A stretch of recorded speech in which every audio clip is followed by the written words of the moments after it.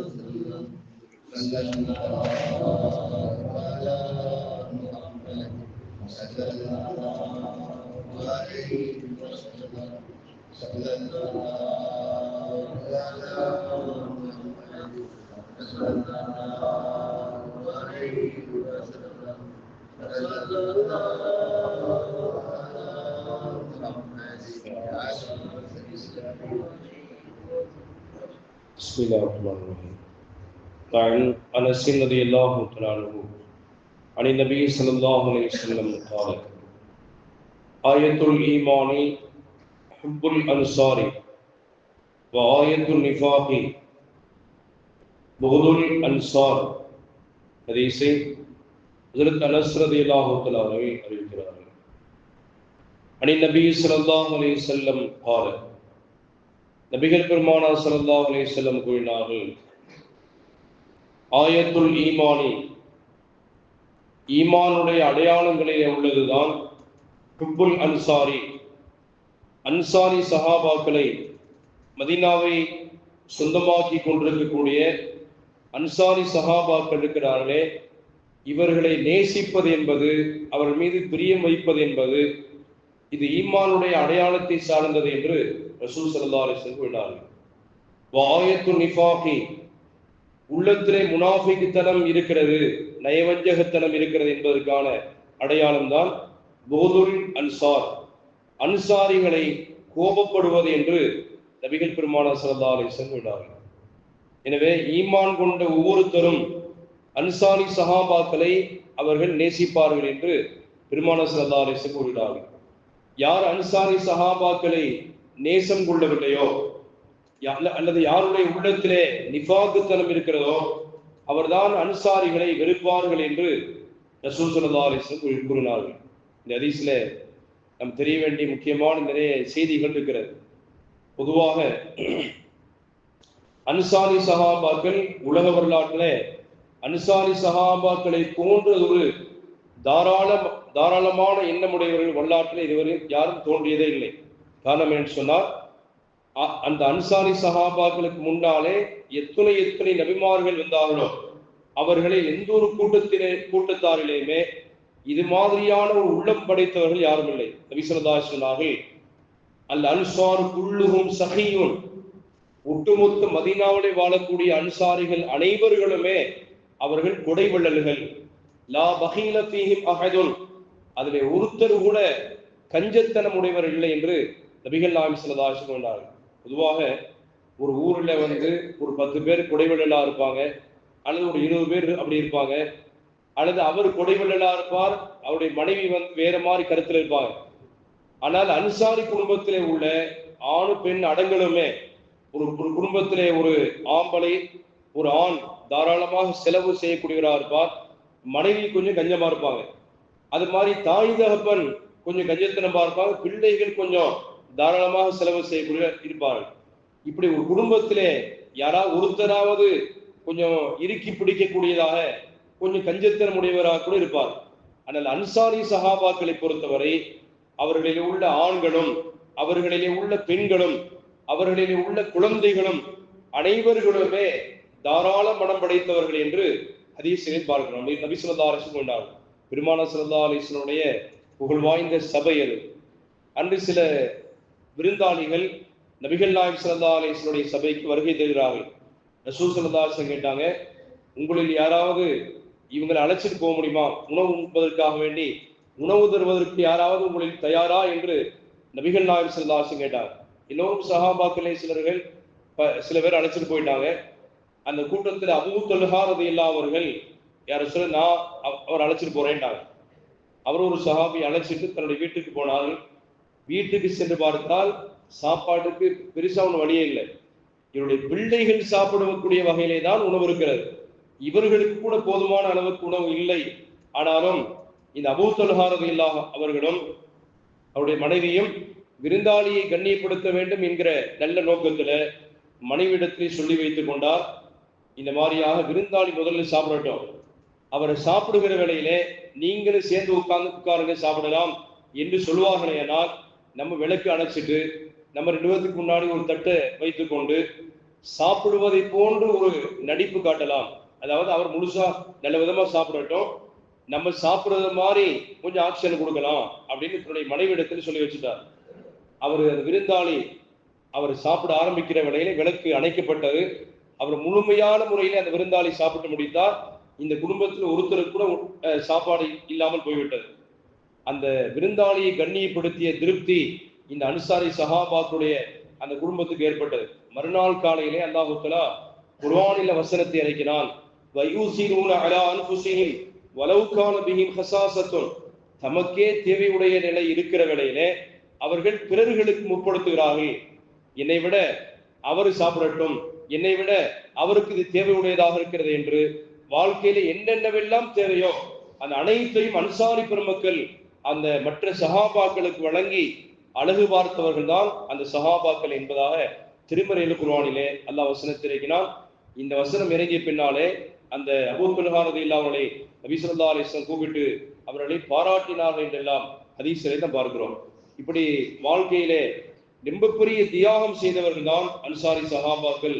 எனவே அவர்களை நீங்கள் நேசியுங்கள் என்று ரசூல் ஸல்லல்லாஹு அலைஹி வஸல்லம் முழு உலக மூமின்களுக்கும் சொல்லித் தருகிற பாடத்தை நாம் பார்க்கிறோம். நபிகள் நாயகம் ஸல்லல்லாஹு அலைஹி வஸல்லம் காலத்துல ஹிஜ்ரி 5 என்று நினைக்கிறேன், ஹுனைன் போர் நடக்கிறது, 5 அல்லது 6. அந்த ஹுனைன் போர் நடந்து முடிந்த பின்னாலே நிறைய கனிமத்து பொருள்கள் எக்கச்சக்கமாக நிறைய ஒட்டகங்கள், நூற்றுக்கணக்கிலே ஒட்டகங்கள் இருக்கிறது. இதெல்லாம் போரில் கிடைத்த செல்வங்கள். அதை சஹாபாக்களுக்கு மத்தியிலே நபி ஸல்லல்லாஹு அலைஹி வஸல்லம் பங்கு வைத்து கொடுப்பார்கள். அப்படி கொடுக்கிற வேளையில முஹாஜிர் சஹாபாக்களில் உள்ள ஏழைகள் இருக்கிறார்களே அவர்களுக்கு ரசூல் ஸல்லல்லாஹு அலைஹி வஸல்லம் கொஞ்சம் தாராளமா கொடுத்தாங்க. அவர்களிலே இன்னும் சரியான வீடு வாசல் எல்லாம் இல்லாத சஹாபாக்கள் மக்காவிலிருந்து புறப்பட்டு தன்னுடைய சொத்து சுகங்களை எல்லாம் வீடு வாசல் எல்லாம் இழந்து இங்கே மதீனாவில் தஞ்சம் புகுந்திருக்கிறாங்க. ஆல்ரெடி மதீனாவிலே உள்ள அன்சாரி சஹாபாக்களுக்கெல்லாம் மதீனாவிலே சொந்த வீடு வாசல் இருக்கிறது.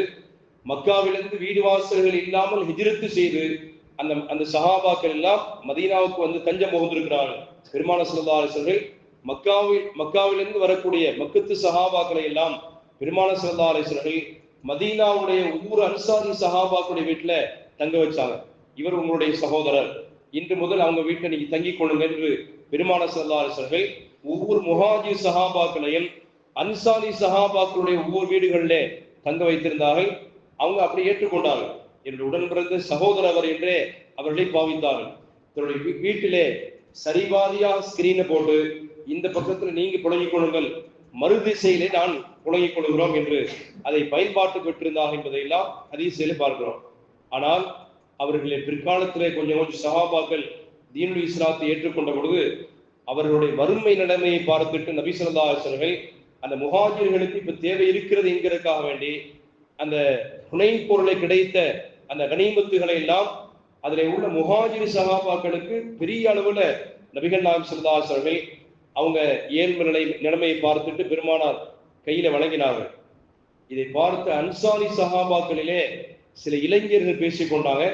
நாயகம் ஸல்லல்லாஹு அலைஹி வஸல்லம் ஏதாவது போர்க்களத்துக்கு போறதா இருந்தால் எங்களை செய்து கூப்பிடுறாங்க, ஆனால் கனிமத்து பொருளை பங்கீடு செய்கிற வேளையிலே முஹாஜிர் சஹாபாக்கள் மக்காவாசி எடுக்கிறாங்களே அவங்களுக்கு மட்டுமே பெருமானார் ஸல்லல்லாஹு அலைஹி வஸல்லம் வழங்குறாங்களே, அல்லாஹ் பெருமானாரை மன்னிக்கட்டும்னாங்க.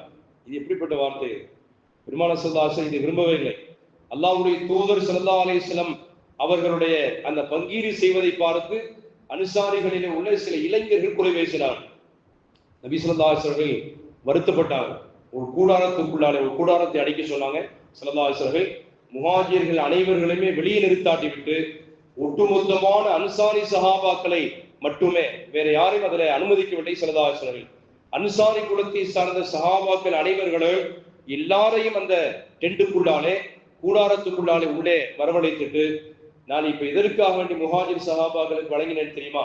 பொதுவாக ஒரு எமர்ஜென்சி இருக்கிறது, ஒரு உலகத்தில் எங்கேயாவது ஒரு திடீரென்று ஒரு வெள்ளப்பிரளயம் ஏற்பட்டது அல்லது போர் சூழல்கள் ஏற்பட்டிருக்கிறது, அங்கேதான் அவர்களுக்குத்தான் திடீரென்று எக்கச்சக்கமான உணவுப் பொட்டலங்களையும் அது மாதிரியாக தங்குவதற்கு வேண்டிய வீடு வசதி வாய்ப்புகளையும் அங்கேதான் பொருளாதாரத்தை திருப்பிவிட வேண்டும். பொதுவாக ஜக்காத் இருக்கிறேன்னு சொன்னால் ஜக்காத்து இங்கே உள்ள ஏழைகளுக்கு வழங்குவதுதான் முறையானது. ஆனால் திடீரென்று ஒரு வெள்ளப்பிரளயம், உதாரணமாக பாலஸ்தீன் மக்கள் இருக்கிறாங்க, இப்பொழுது போர் சூழல்களினாலே அவர்கள் பாதிக்கப்பட்டிருக்கிறார்கள். உலகத்திலே உள்ள ஜக்காத்தை எல்லாம் அங்கே கூட திருப்பி விடலாம். அங்கே ஜக்காத்தை எல்லாம் கொடுத்து அவர்களுக்கு வேண்டிய வீடு வசதி வாய்ப்புகளை ஏற்படுத்தி கொடுத்து, உணவுக்கு வேண்டிய வசதி வாய்ப்புகளை ஏற்படுத்தி கொடுத்து, அவர்கள் போரில் எவ்வளவு இழந்திருக்கிறார்களோ எல்லாத்தையுமே மறுபடியும் அவர்களுக்கு தயார் செய்து கொடுப்பதனாலே மார்க்கத்தில் அது வரவேற்கத்தக்கதா இருக்கிறது. இந்த அடிப்படையில தான் ரசூல் ஸல்லல்லாஹு அலைஹி வஸல்லம் புதிதாக ஈமானை ஏற்றுக்கொண்ட அந்த மக்கள் வீடு வாசலை எல்லாம் இழந்து வந்திருக்கிறாங்க. அன்சாரிகள் ஆல்ரெடி இங்க உள்ள ஏற்கனவே மதீனாவில் வீடு வாசல் எல்லாம் உங்களுக்கு இருக்கிறது. இங்கே உள்ள மதீனாவை சொந்தமாக்கி கொண்டிருக்கிற மக்கள் தான் நீங்கள். எனவே அந்த முஹாஜிர் சஹாபாக்களுக்கு அல்லாஹ்வுடைய உத்தரவிலே தான் நான் இதை வழங்கினேன் என்று நாயகம் ஸல்லல்லாஹு அலைஹி வஸல்லம் கூறினார்கள். இதை கேட்ட மாத்திரத்திலே முஹாஜிர் சஹாபாக்களிலே பலர்கள் கண்ணீர் வடித்தார்கள். யாரும் சொல்ல, நாங்கள் பெரியவங்க யாருமே நாங்கள் அப்படி தங்களுடைய அந்த பங்கீடு செய்தலை குறை பேசவில்லை. யாரோ சிலர்கள் அநியாயமாக தங்கள் மீது குற்றச்சாட்டுகளை வைப்பதற்காக வேண்டி இப்படி எல்லாம் சொல்றாங்க. யாரும் சொல்லதா, எங்களை மன்னித்து கொடுங்கள் என்று பெருமானாரிடத்திலே மன்னிப்பு கேட்டாங்க. ஸல்லல்லாஹு அலைஹி வஸல்லம் அருமையான அன்சாரி சஹாபாக்களை, தோழர்களே, நான் வழங்கிய செல்வங்களை எல்லாம் முஹாஜிர் சஹாபாக்கள் எடுத்து செல்கிற வேளையிலே அல்லாஹ்வையும் இந்த ரசூலையும் அன்சாரிகள் பக்கம் நான் தேர்ப்படுகிறேன். அல்லாஹ் ரசூலை உங்களுடைய இல்லத்துக்கு நீங்க எடுத்து செல்லுங்க, என்னுடைய பிரியத்தை அன்சாரிகளுக்கு நான் வழங்குகிறேன் என்று நபி ஸல்லல்லாஹு அலைஹி வஸல்லம் சொல்லிவிட்டு, அல்லாஹும் ரசூலும் உங்களுக்கு கிடைப்பதிலே நீங்கள் திருப்தி கொள்ளவில்லையா என்று பெருமானார் கேட்ட மாத்திரத்திலே அன்சாரி சஹாபாக்கள் கதறி துடித்தார்கள், கண்ணீர் வடித்தார்கள். நாயகமே, தாங்கள் கிடைத்திருப்பது எங்களுக்கு பெரிய பாக்கியம் என்பதாக ரசூல் ஸல்லல்லாஹு அலைஹி வஸல்லம் சொன்னார்கள். பெருமானார் சொன்னார்கள், இந்த ஹிஜ்ரத் என்கிற இந்த தன்மை மட்டும் இப்படி ஒரு செயல் இல்லை என்றால், மக்காவிலே நான் 53 வருஷம் வாழணும், பிறகு அங்கிருந்து அல்லாஹ் எனக்கு ஹிஜ்ரத்துடைய பாக்கியத்தை வழங்க வேண்டும், அதன் பின்னணியிலே தான் மதீனா வர வேண்டும் என்பது, இந்த ஹிஜ்ரத்து மட்டும் இல்லாமல் இருந்திருந்தால் நான் மதீனாவை பிறக்க வேண்டும் என்று ஆசைப்படுகிறேன். பெருமானார் ஸல்லல்லாஹு அலைஹி வஸல்லம் நானும் ஒரு அன்சாரியாக இருக்க வேண்டும் என்று நான் விரும்புகிறேன் என்று நாயகம் ஸல்லல்லாஹு அலைஹி வஸல்லம் சொல்லி அந்த அன்சாரி சஹாபாக்களுடைய உள்ளத்திலே நிறைவை உண்டாக்கினார் என்று பார்க்கிறோம். பிறகு சொன்னார்கள், அன்சாரிகளை நேசிப்பது ஈமானுடைய ஒரு அம்சம் என்பதாக ரசூல் ஸல்லல்லாஹு அலைஹி வஸல்லம் அந்த வரலாற்று ஆசிரியர்கள் பதிவு செய்யறாங்க. பெருமானார் ஸல்லல்லாஹு அலைஹி வஸல்லம் கனிமத்து பொருளை பங்கீடு செய்ததிலே யார் எந்த இளைஞர்கள் குறை சொன்னார்களோ அந்த இளைஞர்களிலிருந்து தான் தீனுக்கு எதிரான மக்கள், ஹவாரிஜிகள், இது தீனை விட்டு வெளியில சென்றவங்க, ஏறக்குறைய ஷியாவுடைய பாணியிலே ஷியாக்களுடைய கொள்கையில் இருக்கிறார்களே, இப்படிப்பட்ட ஹவாரிஜிகளும் அந்த இளைஞர்களிலிருந்து தான் உருவானார்கள் என்றெல்லாம் ஹதீஸுடைய விரிவுரையாளர்கள் நமக்கு சுட்டி காட்டுகிறார்கள். எனவே அல்லாஹும் ரசூலும் எந்த அன்சாரி சஹாபாக்களை நேசித்தார்களோ அவர்களை நாம் நேசிக்கிற நறுபாக்கியத்தை அல்லாஹ் நமக்கு வழங்கி அல்வானாக.